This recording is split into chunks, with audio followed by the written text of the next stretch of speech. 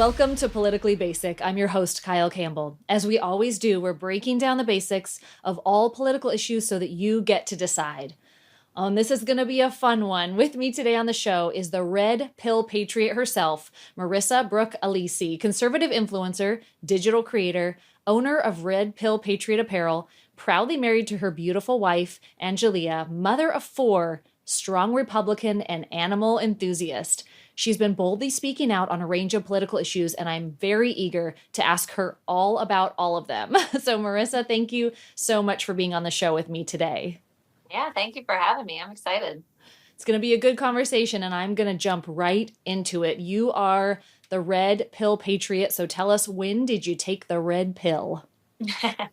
It all started with a vaccine injury with my son, and it kind of spiraled from there. And I found a whole community of people that were not people I had ever spoken to before. And they really opened my eyes to a lot of things. And then, with the pandemic, we all got very bored and it spiraled from there. So learning a lot about politics started in 2020, and it's been like that ever since. And how did you translate that into becoming a better known voice in that space? I think, I joined TikTok right when it got, when it first started. So 2019 and 2019, I started TikTok, and I was just doing a couple videos here and there with my animals, with my kids.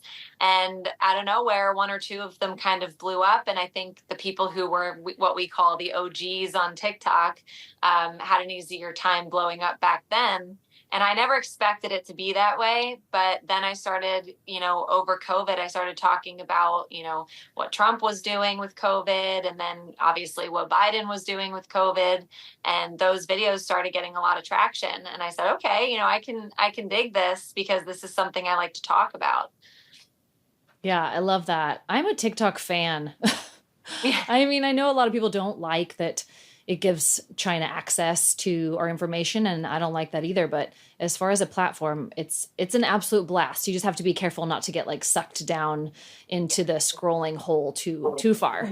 I think we've all done that once or twice. It's a blast. Well, you are such a fascinating person. You've had a really interesting kind of history, and particularly last couple of election cycles. A lot's happened, and one of the more fascinating elements to your life is that you're a gay woman who's a conservative. So what's the experience of being a conservative gay woman, and what's the response that you mostly get when you're talking politics? It's funny. I've been on the Republican side since 2016. And, obviously at that point, I identified as straight. I was married to a man. I had kids, and when I did come out when I was 30, I really thought that, being a part of that community, as they're very well known as being welcoming and we love everyone and all of that, I didn't get that response when they found out what my political views were. And that really turned me off to I actually pulled back from posting videos about me being, part of the LGBTQ community because of that. And it really also made me kind of dig deeper as to why. And I couldn't find anything. I couldn't find anything about Trump being homophobic. I couldn't find anything about anything until I found videos about Obama and Biden talking about marriage being between a man and a woman. And I'm like, wait a minute, what? There's no proof of what they're claiming. Why is everyone attacking me on this? So I really started digging deeper there. And as I said, I couldn't really find anything. Yeah, I've seen a lot of people speaking out, particularly this last election cycle, about that very thing that you experienced. You experienced it earlier, but I think more people are waking up to that, is thinking that the Democrat Party is so inclusive, right? And they love diversity. And then someone has a diverse lifestyle or opinion that doesn't fit into their very specific world, and the reaction is not good. And so it seems like a lot of people have been having that experience, the same that you did. And on that topic, kind of identity politics, when we're talking this world of understanding how our differences play in our political decisions and how we're speaking out. I mean, this last election, the Harris campaign really seemed to just expect the female vote from every single female, or the person of color vote from every single person of color, or the youth vote from everyone of a certain age, and even from the LGBTQ community, just because they tend to align in greater numbers traditionally with the Democrat Party. There was just this expectation set. What was your experience with that? And what are your views on that based on this last election, how that went down? Yeah, I mean, obviously the expectation was there. And it actually was even there from even my, conservative friends, my Republican friends. We really truly thought that she was going to get the majority of that vote. And it came to a point where we would all talk and say, we're not sure if he's going to win. Like, obviously, we would post like, he's going to win. But it got a little nerve wracking there for a minute. But seeing the numbers after he won, you have to really think about what her campaign did during, the last 6-7 months. They really focused on issues that aren't pressing right now. They focus on the things that people don't need to hear about or don't want to hear about. And they focused on the very limited topics. So people wanted to hear about grocery prices. People wanted to hear about the economy. People wanted to hear about immigration. They wanted to hear about the border. And she never answered those questions. So when all she talked about was the abortion topic and the LGBTQ rights and, the trans rights, yeah, that'll hit a small group of people, but the majority of the people wanted more than that. Absolutely. You're so right on that. And I think that your takeaways were spot on. I want to ask you about how people in politics particularly are kind of approaching the LGBT community today. And obviously the Harris campaign, we watched that go really sideways. That did not land. What do you think the kind of biggest misconceptions around this community are today? I think that there's a lot more avenues for people to have a voice that shouldn't in the social media world, and that might offend some people. But I really do think that the loudest people are the minority in the LGBTQ community. And it's hard because obviously, I am by design a part of that community. But at this point, it's kind of a turnoff to be associated with them because of what we see online every day. And a lot of people see on TikTok the very extremist, people in the trans community, the very extremist people in basically any community, to be honest with you. But they really see those things, and then that's what they identify the community with. And we don't want that. Most people in the LGBTQ community just want to fit in and be left alone. And that is not what we're seeing right now. And it's being pushed on not only people on social media and adults, but also children. And that's a huge issue with conservatives and Republicans right now. Yeah, you're so right. When these people are talking about specific issues having to do with or that are going to affect the LGBTQ community, how is that being taken? Do you think, and this, I think that this community gets stereotyped a lot, and of course it's vast, and you have a lot of different, people within it, and opinions and lifestyles, but everyone sort of lumps it together in this big group and tries to approach it and operate with it as if you guys are all the same. It's just really interesting, and I think it's a huge miss. But with these claims, the claims of Trump being homophobic or rights being taken away or people being attacked, what are your thoughts on that? Do you think that that's a realistic approach? I mean, we can always do better, right? Everyone can always be improving. But do you think there are real vulnerabilities or attacks happening on the LGBTQ community right now? I personally don't.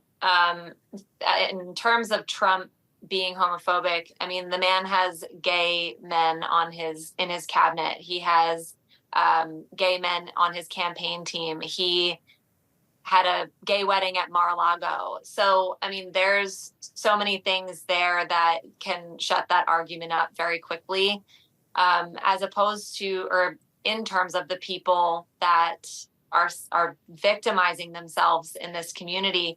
That is strictly what it is. They want to be oppressed for some reason, and that's something that I will never figure out, because we have all of our rights. We've never lost our rights since gay marriage was put into place. We have not lost any rights. Everything has stayed the same throughout, 2008, 2016, 2024.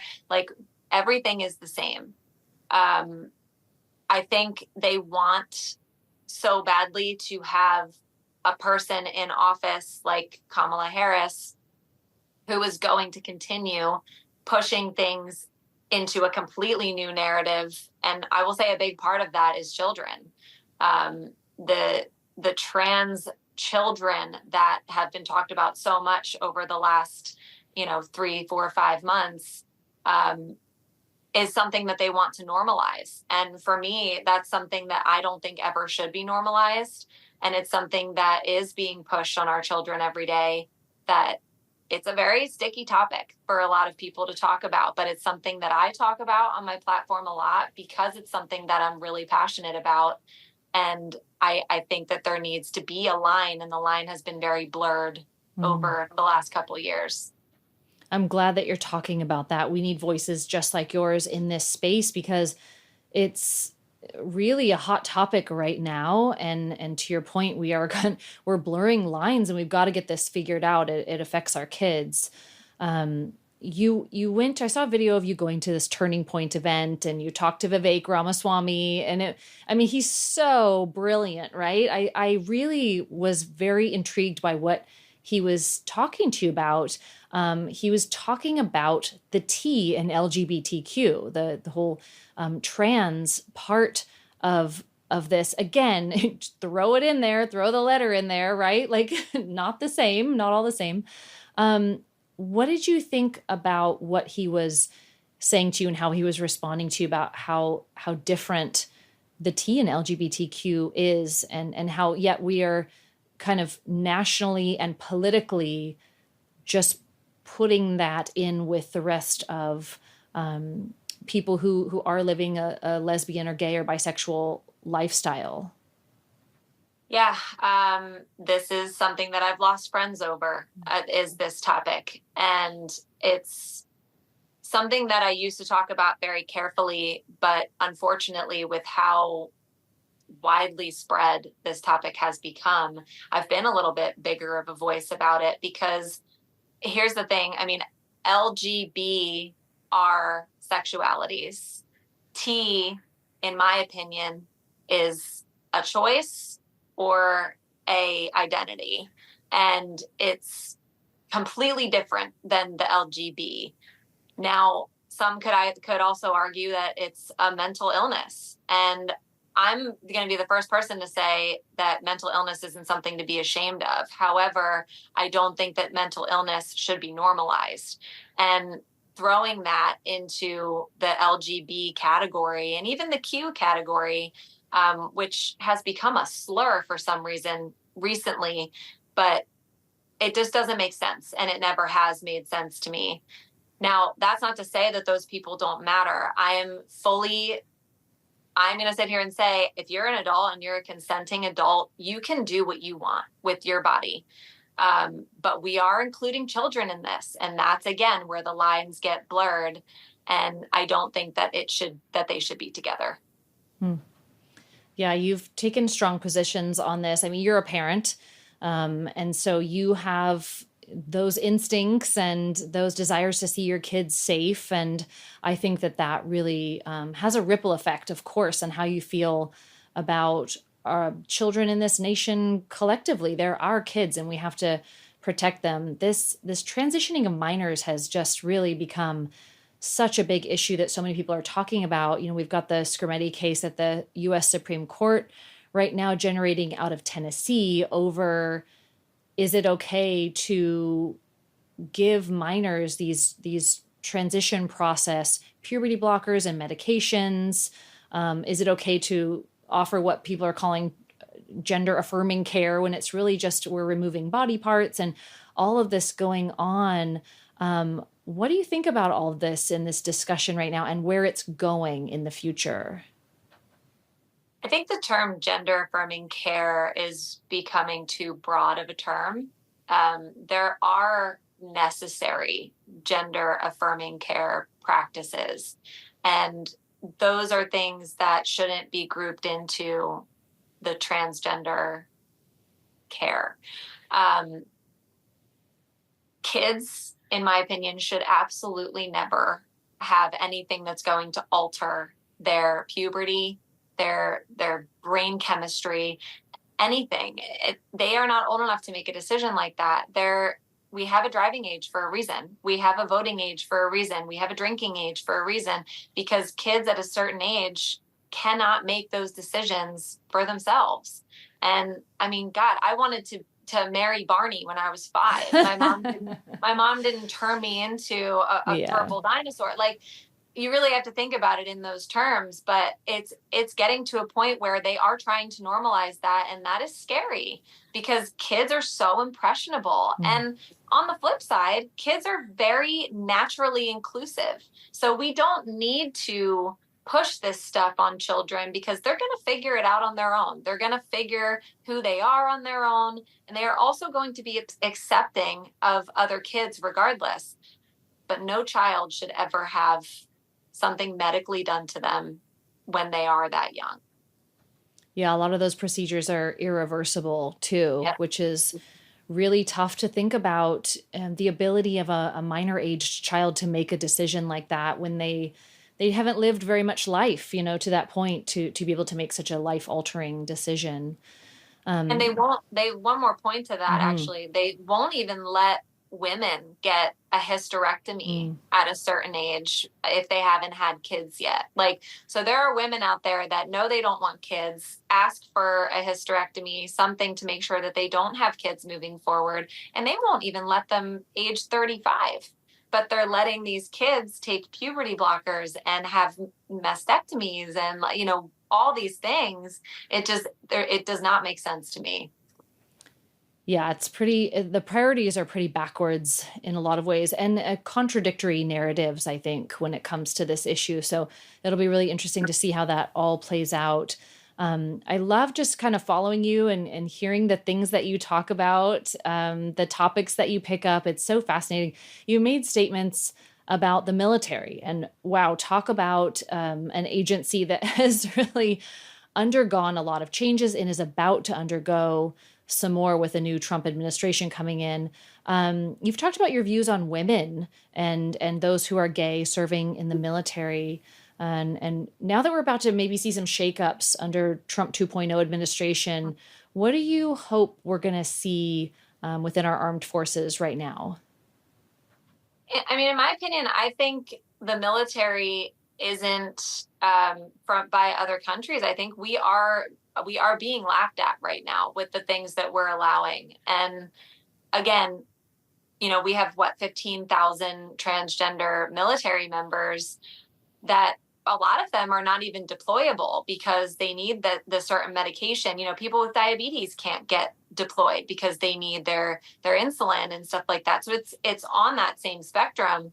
So we have people who are not only on the hormones, the testosterone, those types of things, but they're also in intense therapy and on antidepressants and things like that. Do we want those people on the front lines in our country?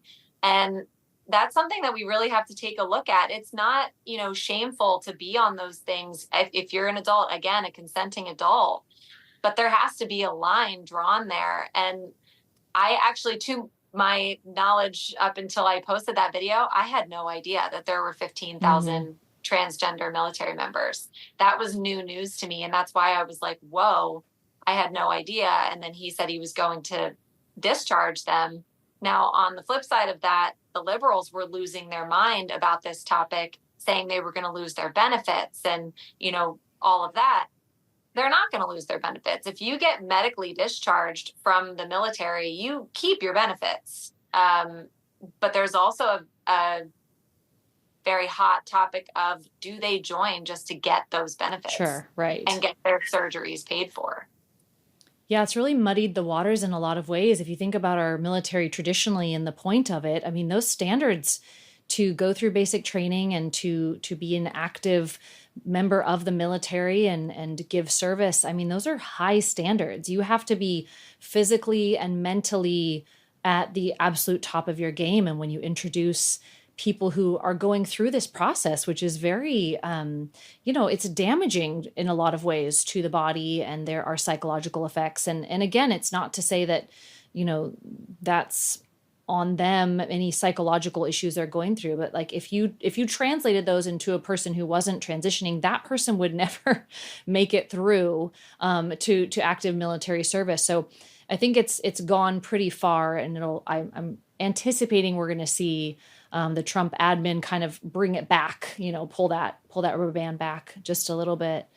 I'm very disappointed that I'm no longer hearing your dogs bark in the background because I'm a huge animal lover. I know you are too. You're a dog breeder, right? You're breeding pups. And am I seeing some Goldens? What are you breeding these days?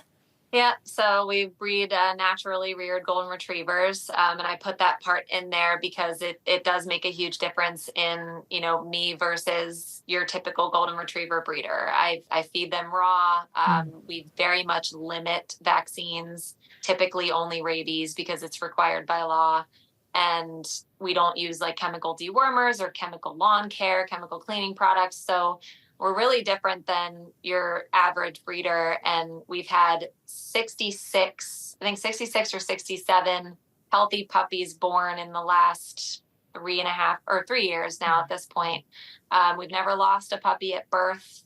And that's huge for the breeding community, because most do. And I'm very proud of what we've done, and I'm learning every day still. It's something that I absolutely love researching and learning, and we've had life experiences through this that have taught me lessons, but it's been such a fun experience, and I don't see myself stopping anytime soon. Well, they're outrageously beautiful. I mean, it's almost too much. They're so pretty. I just read data that was released this week, actually, that has found that dog owners trend more conservative and cat owners trend more liberal. What say you about that? Well, I'm an owner of both, so I don't know, but I do have 2 cats. My Sphinx cat is my absolute best friend. Oh. And I think if anybody is a cat lover, you should own a Sphinx at least once in your life. But I will say that I've seen that as a trend. I have. And, people that I follow, and I do follow liberals. The people that are not extreme, I'm friends with liberals. I do follow liberals. But when you do look at it that way, it is funny because it is sort of true. Yeah, it seems to land. Yeah.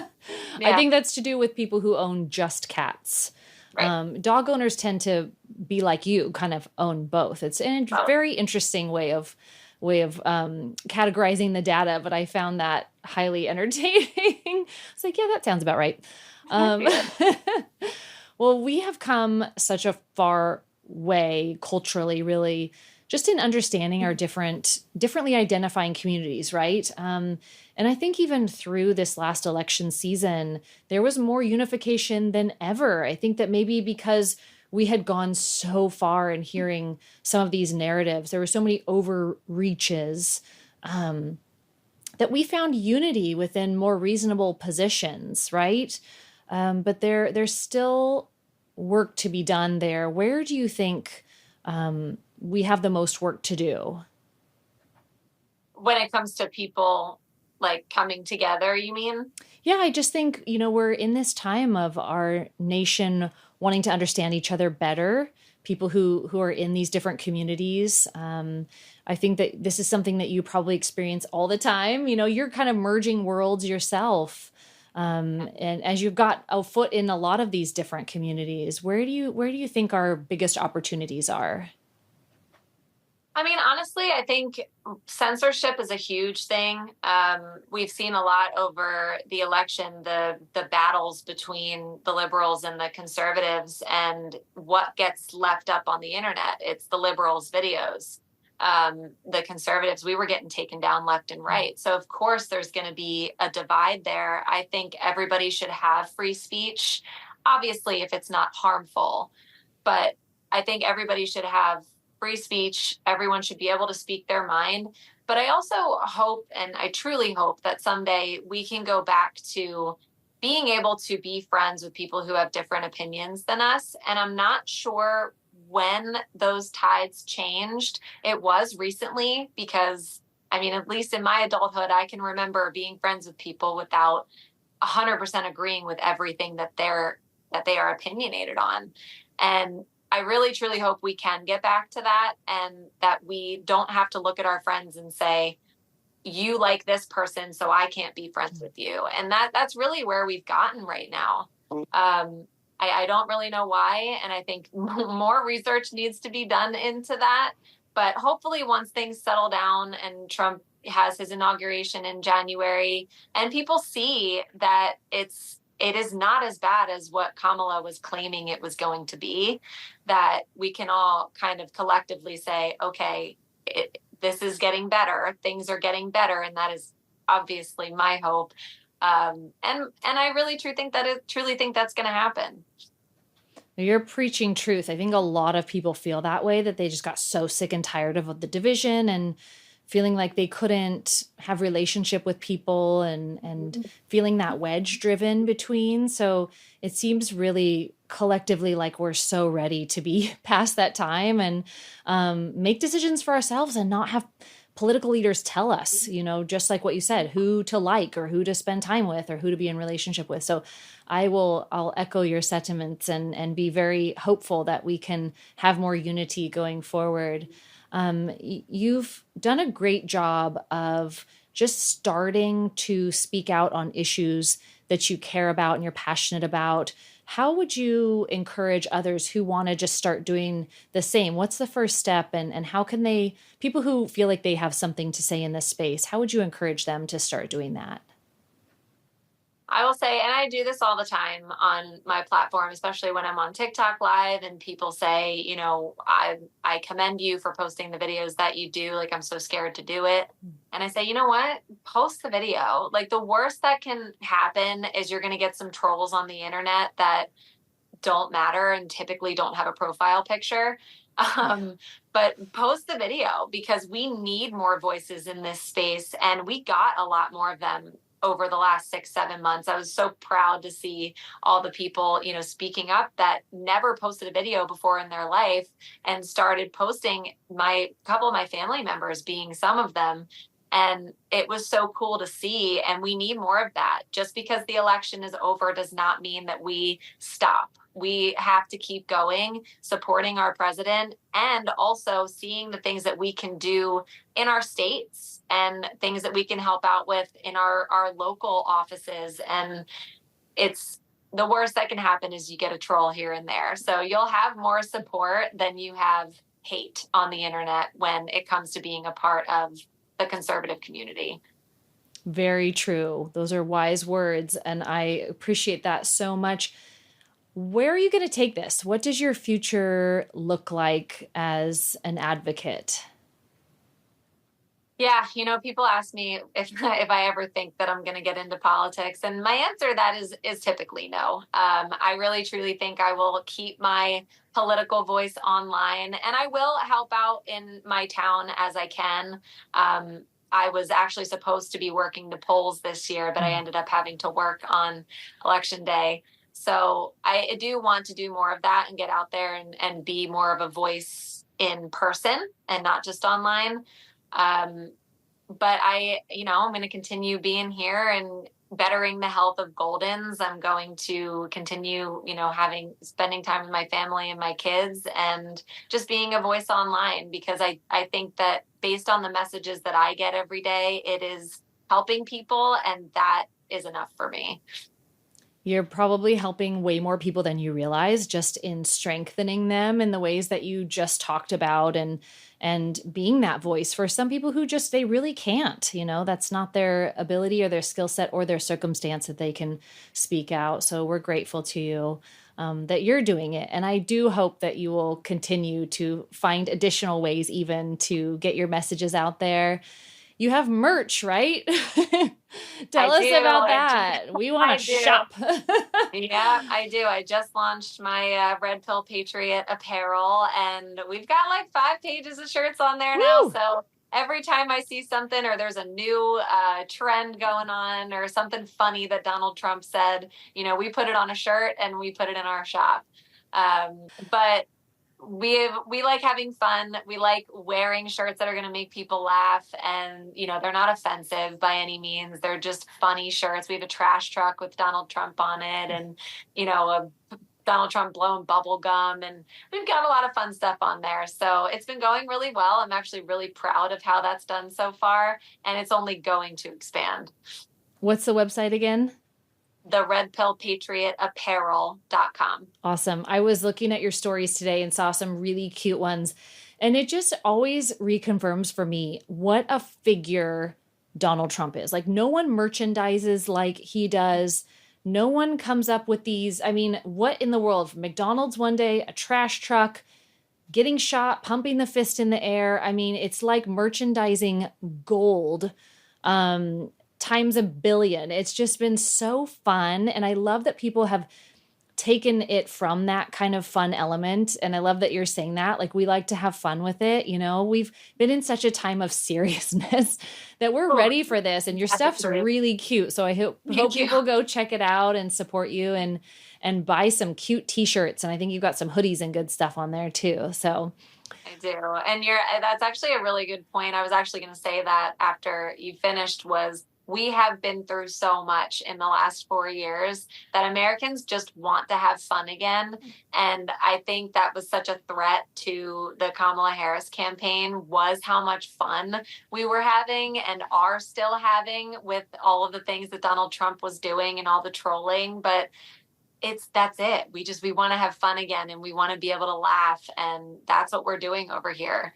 Good. Well, amen to that. And I always say we're trying to make politics fun again. So here we are. Everybody's ready. We're loving it. And I'm just grateful to know you. I'm grateful for the efforts that you are applying to these important issues. So I'm super grateful that you came on the show today. I hope that you will consider coming on again in the future. And I think that you really offered such a great in-depth perspective from where you stand on these issues. So I'm very grateful to you, Marissa. Thank you so much. Thank you. I loved being here, and I definitely will. Thank you so much. Well, thank you all for joining us on this episode of Politically Basic. We're committed to breaking down the basics so that you get to decide. Be sure to check us out at politicallybasic.com and follow us at Politically Basic so you don't miss an episode. And we'll see you next time.